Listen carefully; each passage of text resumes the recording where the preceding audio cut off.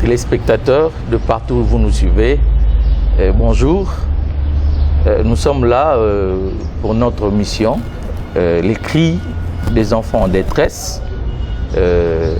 Notre premier numéro, tout premier numéro, nous vous rappelons que notre mission va parler des enfants en détresse.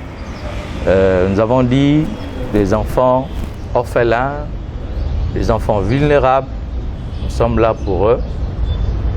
Nous avons dit que nous avons beaucoup de thématiques que nous allons traiter dans cette émission. Aujourd'hui, je ne serai pas seul pour présenter l'émission. Je reçois un homme de Dieu qui est avec nous déjà sur ces plateaux. C'est avec lui que nous allons essayer de parler un peu de tout et de rien concernant les enfants. Voilà pourquoi je me tourne vers le pasteur Omango, à qui j'ai dit bonjour. Bonjour. Je vous donne l'occasion de vous présenter à nos fidèles téléspectateurs, tous ceux-là qui sont là, branchés, connectés, en train de nous suivre. Est-ce que vous pouvez vous présenter pour que nous sachions ce que vous êtes réellement? Merci beaucoup, mon frère. Je me nomme Omango Ngonkoli Marcelin. Je suis pasteur, responsable de la communauté missionnaire à l'effet des disciples, sigle CEMAFD. Les problèmes des enfants m'intéressent beaucoup, c'est pourquoi je suis dans la structure qu'on appelle équipe pastorale auprès des enfants en détresse, en sigle EPED. Voilà en bref ce que je peux dire. Je remercie particulièrement l'Éternel Dieu qui a permis que ces moments puissions être devant cet écran qui permet que nous soyons visibles, et surtout à notre bien-aimé Patrick Fény qui nous donne cette occasion pour que nous puissions faire entendre la voix des enfants qui sont en détresse. Vraiment, je vous dis un très grand merci à tous les téléspectateurs qui nous suivent en ces moments. Merci beaucoup. Ok. Pasteur, d'entrée de jeu, je voudrais informer à nos téléspectateurs que l'émission est bilingue, et ça je dis aussi.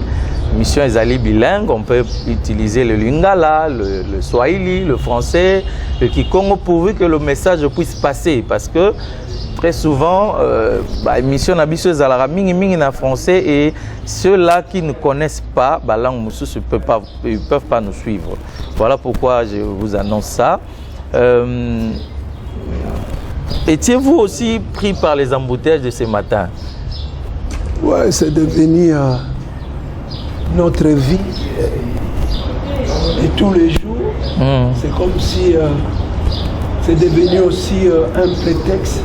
Tout celui qui est en retard ne peut avancer que l'argument qu'il y a des embouteillages à gauche et à droite. Ok. C'est devenu un motif valable pour s'excuser.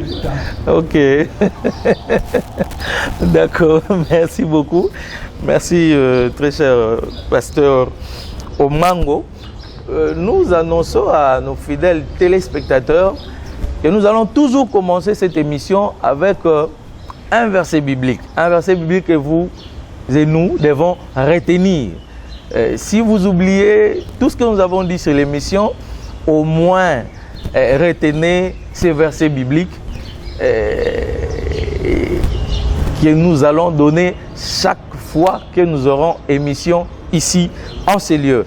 Le verset biblique, c'est Lamentation, chapitre 2, verset 19. Retenez, Lamentation, chapitre 2, verset 19. Le verset dit, « Lève-toi, pousse des gémissements à l'entrée de veille de la nuit, répands ton cœur comme de l'eau en présence du Seigneur. Lève tes mains vers lui pour la vie de tes enfants qui meurent de faim au coin de toutes les rues. » C'est ce verset que nous allons donner chaque fois que nous aurons émission. Pasteur, si je peux me tourner vers vous, c'est un verset biblique que j'ai donné. Est-ce que vous pouvez résumer le message caché dans ces versets? Et évidemment, à qui ce message est-il destiné? Ok, merci beaucoup pour cette préoccupation. Je pense que la Bible ne date pas d'aujourd'hui. C'est que le problème de l'enfant est un problème qui connaît déjà des milliers d'années. Alors ici, quand Jérémie crie en faveur des enfants en s'adressant aux responsables des enfants, parce qu'ici, Jérémie, comme prophète, a reçu un fardeau que Dieu a déposé dans son cœur afin d'interpeller les parents à comprendre que si il y a la famille, dans la famille, ce n'est pas seulement papa et maman, mais il y a aussi les enfants. Et pensez surtout à ces enfants qui meurent de faim, ces enfants qui sont sur la rue. Curieusement, voyez la date où la Bible est écrite, pendant que le prophète Jérémie était en vie, il y avait déjà les problèmes des enfants affamés. Donc cette préoccupation est montée dans le cœur de Dieu. Et aujourd'hui, il est fait descendre aussi dans le cœur de chacun de nous, comme parents, pour que nous puissions comprendre la profondeur de ces problèmes, de ces enfants qui sont sur la rue, ces enfants vulnérables, ces enfants qui sont sans couverture, sans abri, ces enfants abandonnés à leur propre sort, ces enfants qui souffrent. Je ne sais pas comment ils sont en train de vivre, mais dis-moi que ça devienne une préoccupation pour tous ceux qui nous suivent, qui ont les cœurs créés à l'image de Dieu, à la ressemblance de Dieu. Dieu nous interpelle. Alors il nous interpelle tous, quelle que soit la hauteur, que nous soyons les dirigeants politiques, religieux, de n'importe quel domaine. Mais dis-moi, l'enfant est très important. Quand nous négligeons l'enfant, nous négligeons non pas seulement la vie de l'enfant, mais nous négligeons notre propre avenir ou les propres avenirs de notre pays. Merci, pasteur.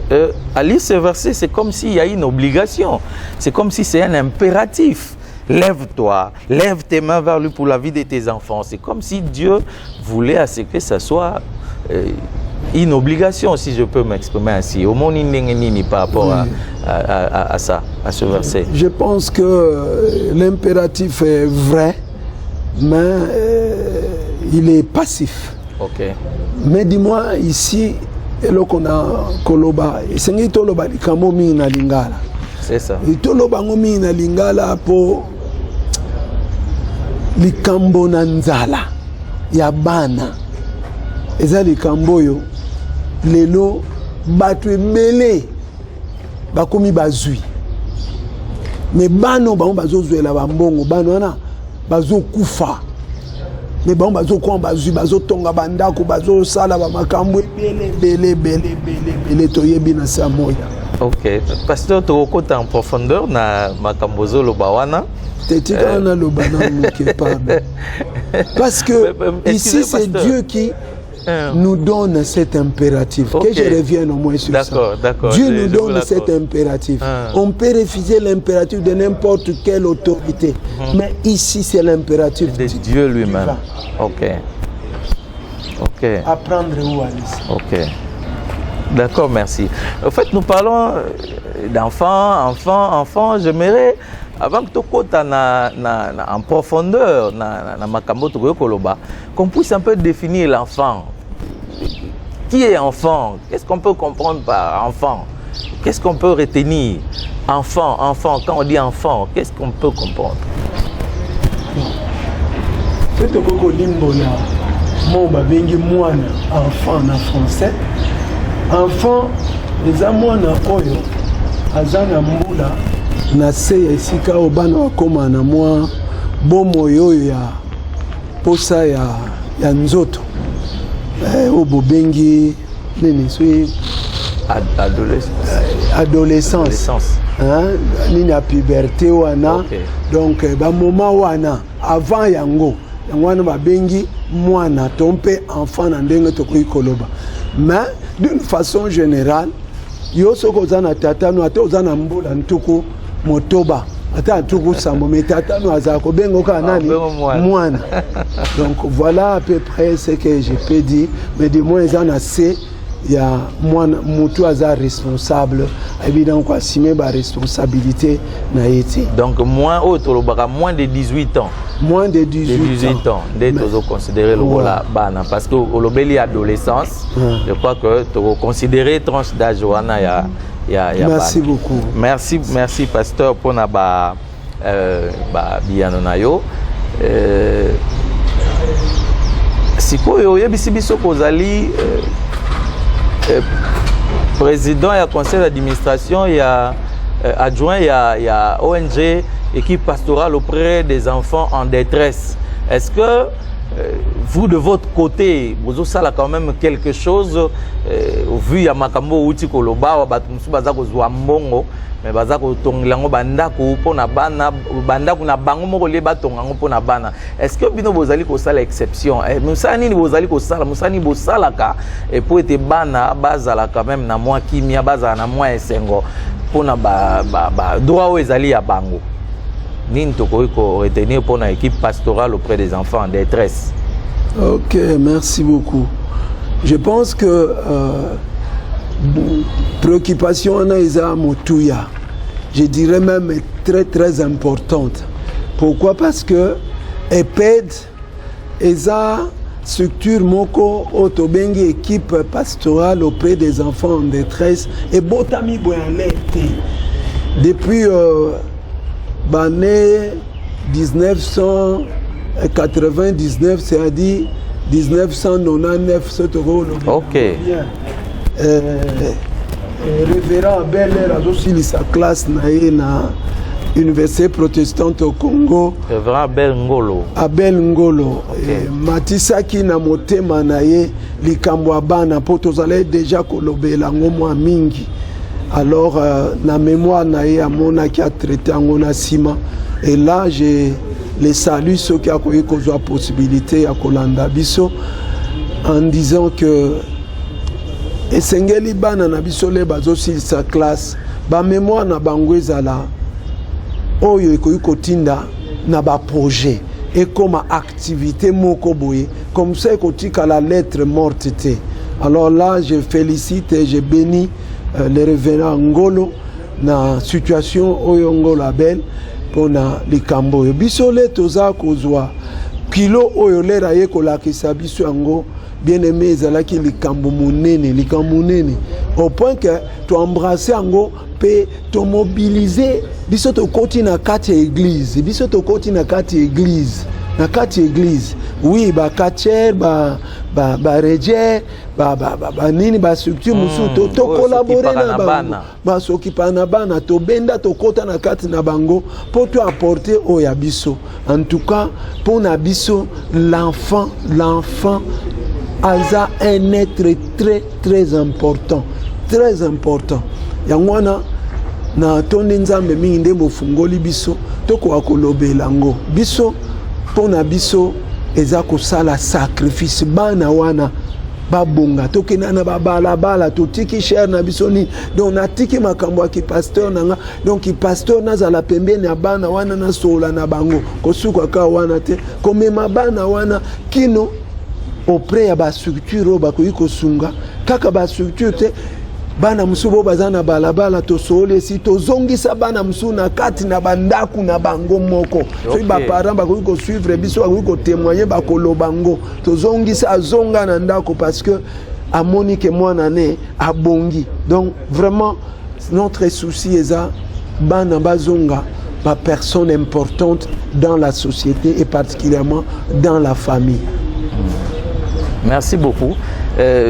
Na message à Souka ya pasteur Mango, tu lancer peu message na bande konyo sosoki ONG ko aider biso oyo bazwa ba bénéficier pe na misala oyo équipe pastorale auprès des enfants de détresse et salela bango bakoki pe koleka na émission ko témoigner parce que et ko pousser batu mususu ba yé ko la pe ko sala quelque chose pour na bénéfice ya bana. En fait intérêt na biso makasi na émission oyo ezali ko pousser ne fils kata mutu moko alamuka nenge Bible lobi nenge toza kotanga na passage atelema alamuka pour na intérêt pour na bénéfice ya bana bano bali ko nyokwama tango nyonso musala na biso tina ya émission oyo yango wana tamusu toleka na orphelinat na yo kokangela biso porte te tamusu toleka na ONG na yo kokangela biso porte te pour permettre biso toyokisa mongongo ya mwana esika nyonso oyo azali yango toza komibenga balobeli ya bana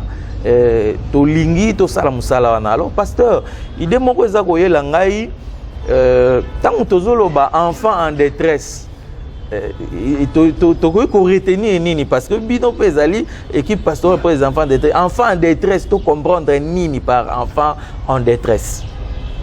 Bon, je pense que mot détresse c'est linkoloba mutuaza na kati ya pasi na kati ya mikakatano o yemo kwa kukozwa ba solution te. OK. Hein o mutu o ya keleli so ina ko kende mpe plus loin. Et na kati ya bitumbo tozobunda pona bana soki lelo il y a eu baisse ya likambo babengi bana bandoki surtout bana bavani liboso na sima ba mama ya yete tata ya yete abandi epa ya batu donc bapesa bango bakombo les enfants dits sorciers ponso balobi donc to atténuer yango to benga les enfants accusés de sorcellerie ainsi de suite. Nous sommes la structure oyo penza et bunda bitumba na mboka na biso to côté la ba église ba pasteur ba sunga biso ba yamba biso maboko mibale d'ailleurs ba pasteur ebele na ville à Kinshasa même à l'intérieur ezana ba boma kuna na ba mboka mo ebele ba matadi to tamboli pona ntina ya likambo abano bazo kanga bango bandoki yango wana boyoki valeur wana lelo ekomi dévalorisé kiti ezoyo kana lisusu te. Voilà à peu près ce que je peux dire na pona bana en détresse. On a pensé sili et même nous étions une fois en fait plusieurs fois na la prison à Makala. Là, il y a des traces, au Kende, dans l'archive à prison à Makala. En tout cas, on a fait une forte contribution en conflit avec la loi. Donc, c'est ça. Merci beaucoup, pasteur.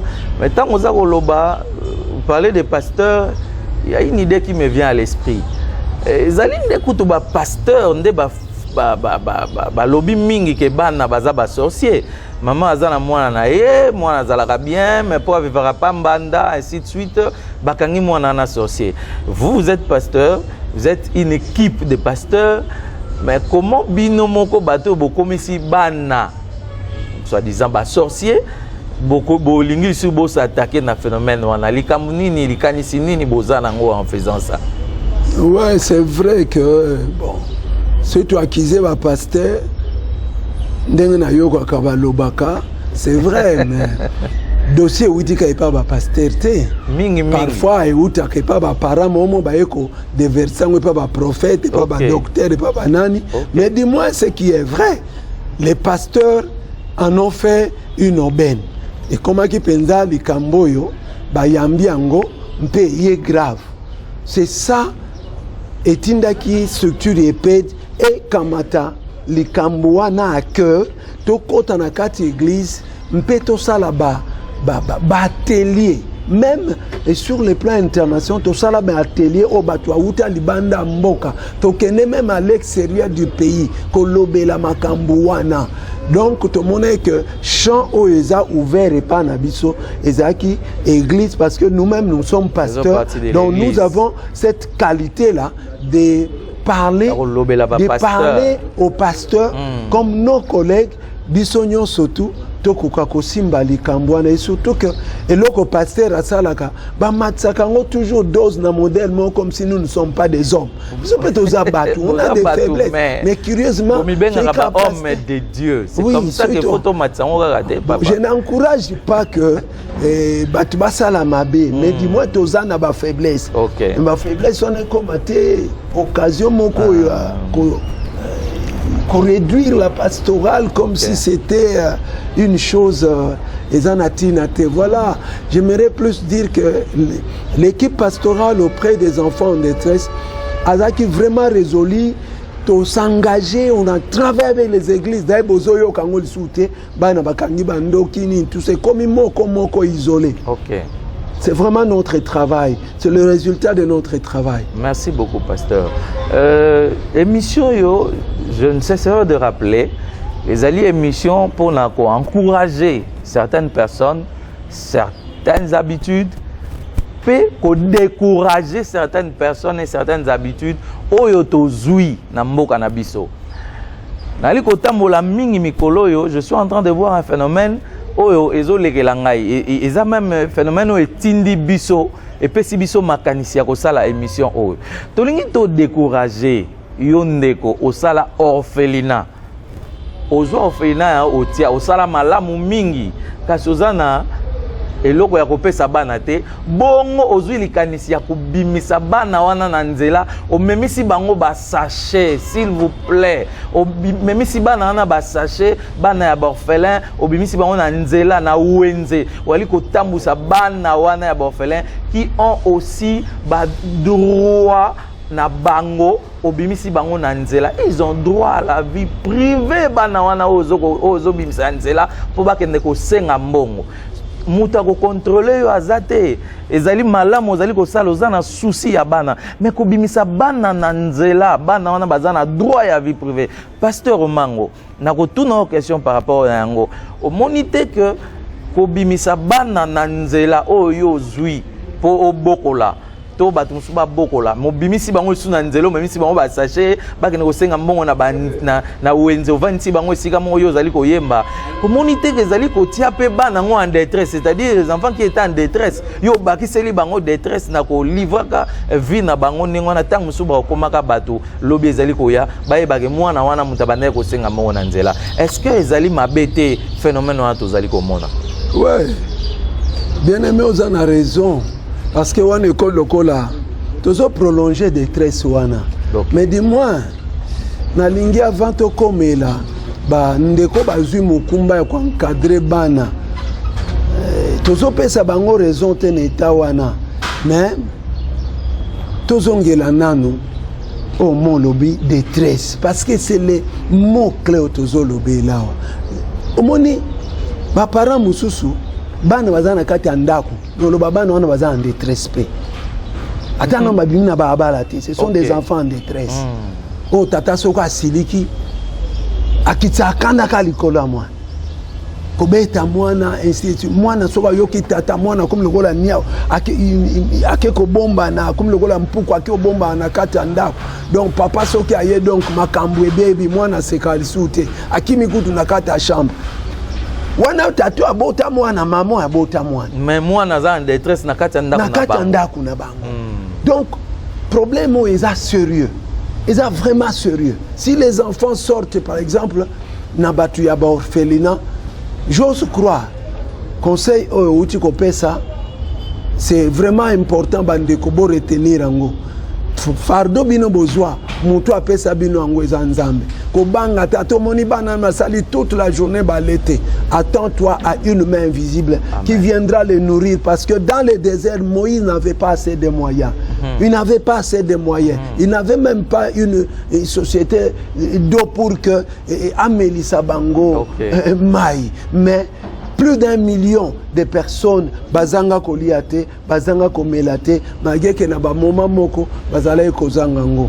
J'aimerais les encourager, bo garder banana, bo yebisa nzamba apesa fardo que biso toza kozelo ya kopesa biloko akolia. Mais ne faites jamais sortir ces enfants bakende. Du moins bana baza bana yo za mutu tu a tes faiblesses okoki kozala obimi moza na bango te bakoki kobima pe bake koluka donc na modèle na bango mais là ezo dépendre na encadrement na biso na bino to luka bana wana bayeba ke eza na tata moko akoki kosunga bango.